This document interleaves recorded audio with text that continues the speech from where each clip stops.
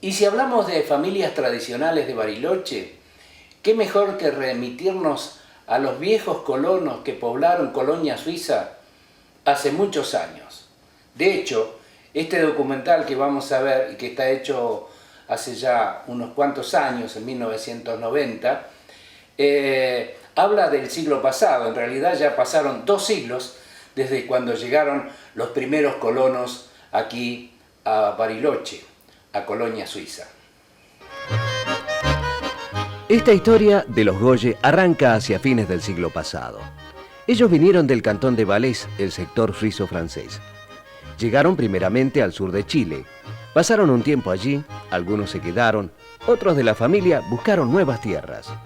En 1890, los hermanos Félix, Camilo y María Goye, después de pasar muchos inconvenientes y necesidades propias de aquella época y del lugar, llegaron a orillas del lago Moreno.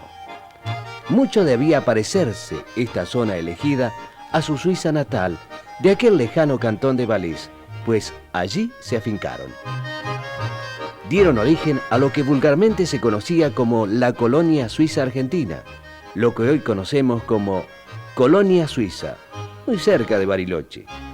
Levantaron sus casas, trabajaron la tierra, obtuvieron sus propias cosechas y vieron crecer a sus hijos. La gran familia de los Goye se radicó en tierras fiscales que le fueron concedidas gratuitamente por la ley Hogar que decretara el presidente Roca en 1902. Ese mismo año se integraba a estos pioneros un sobrino venido de Suiza, Eduardo. Aquí cabe una pregunta obligada. ¿Por qué vinieron los Goye a estas tierras? Como migrantes vinieron acá, que el gobierno le daba tierra a los que venían de otro lado. Entonces ellos vinieron, quedaron en Chile y ahí fueron al Uruguay, al Chaco, y no les gustó allá, volvieron y se vinieron a radicar acá.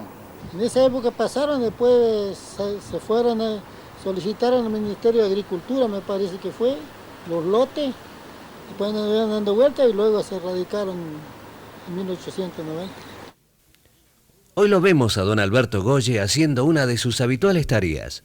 Mientras tanto, escuchemos a los protagonistas de esta historia relatar los días de aquel tiempo. En esa época no había mucho, había que trabajar, sembrar, ordeñar vaca, enyugar los bueyes en la mañana y salir a guiarlos para hacer los sembrados con los abuelos, con los padres. Se sembraba mucho, se vendían los productos que se hacían en el año, se hacían muchos quesos. Después el trigo que se llevaba a moler, después, aparte de haberlo molido nosotros mismos nada más. En molinos chicos, toda la noche molíamos para el otro día. Y, sí, hacíamos la harina y se cernía en un cernidor y se hacía el pan y a la tarde molíamos otra media bolsa de trigo. Después ya se llevó cuando tuvo el primer molino en Bariloche, Capraro, ya se llevaba, ya se molía y se pagaba con trigo y se traía la harina. Otra era la visión que tenía doña Clota, Clotilde Goye, de la manera de comerciar en aquella época. Cuando venía el lanchón, nosotros éramos chicos, porque imagínense, éramos 14. Siempre habían 5 o 6, y entonces cuando sentíamos que venía el lanchón, lo lavamos la cara, las manos y todo. Entonces venía don Primo Capraro a ver quién se lavó. Todos sentaditos a la playa, y los traía los caramelos, las galletitas. Pero los otros, los recuerdo, yo tengo el recuerdo de Primo Capraro, porque era un hombre alto, así bien gringo y de barba. Pero nosotros lo que lo esperábamos era por la masita. Yo tendría 6 años, Otros apellidos de origen suizo también son parte de esta gran familia. Los Cretón, los Felley, los Neu, Jacob, Mermú. Justamente Teodoro Mermú nos cuenta. Bueno, voy a empezar por la historia de la Casa Vieja, donde nació mi mamá, las tías, y después nacimos todos nosotros, que éramos 7 hijos. Y esa casa fue desarmada en el año 45, cuando se construyó la casa nuestra. La que está allá atrás, esa casa es del año más o menos 1900 o antes. Es como depósito, no fue casa de habitantes. Ahumador de chorizo y Sí. depósito de papa. ¿Quién la hizo? Aquí hay mi abuelo, Camilo Goya. La otra casa se desarmó y la compró la señora, en ese tiempo viuda, Areco de Ortiz, Emma Rosa Areco de Ortiz. Y fue a parar a Marcos Paz en Buenos Aires. Esta casa de Camilo Goye, a la que se refiere Teodoro, estaba ubicada frente a lo que hoy conocemos como el circuito de motocross de Colonia Suiza. Sobre el otro sector del Lago Moreno se encuentra aún hoy la centenaria casa de don Félix Goye. Su fisonomía, su fachada, está casi tal cual como fue concebida. Su típica estructura hecha en madera es casi un símbolo. Aquí se vivieron sueños y anhelos. Las clásicas ventanitas chiquitas los protegían de los fuertes vientos y duros inviernos. El tiempo no puede opacar ni disminuir toda la belleza del lugar y de esta arquitectura. Esos álamos son testigos de fiestas familiares, trabajos y alegrías. Las imágenes lo dicen todo. En estos interiores está aún intacta la calidez de su gente.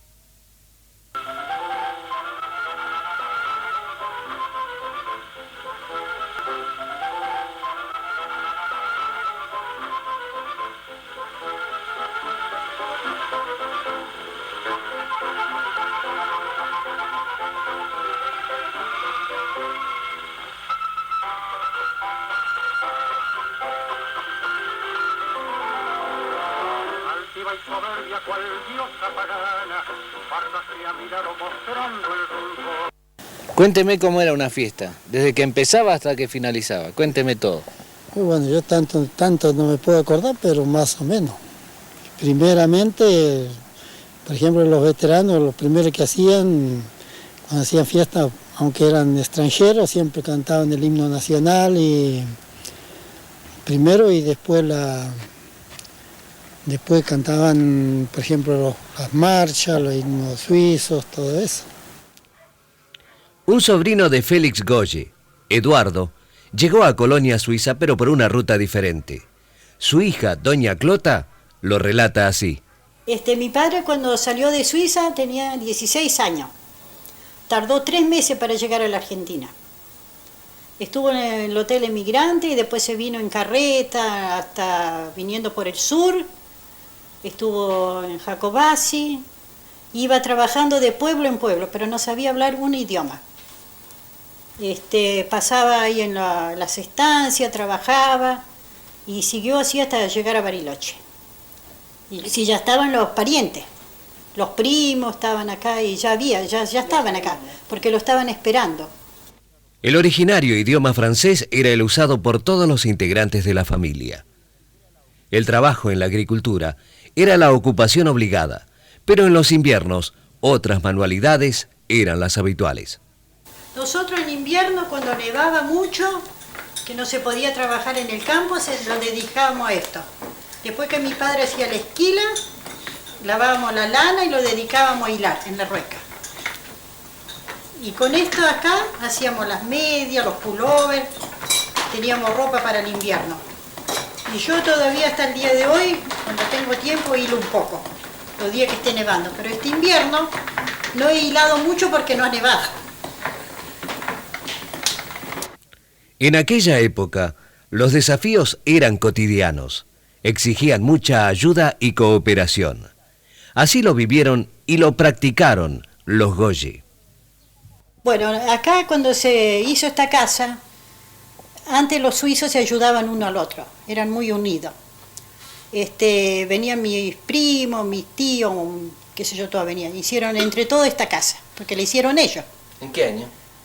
Y en 1908. Sí, más o menos 1908, hicieron la casa esta. Y mi papá hacía las tejuelas para el techo. Las noches de invierno él se ponía en la cocina y hacía todas las tejuelas. Y con eso se techaba.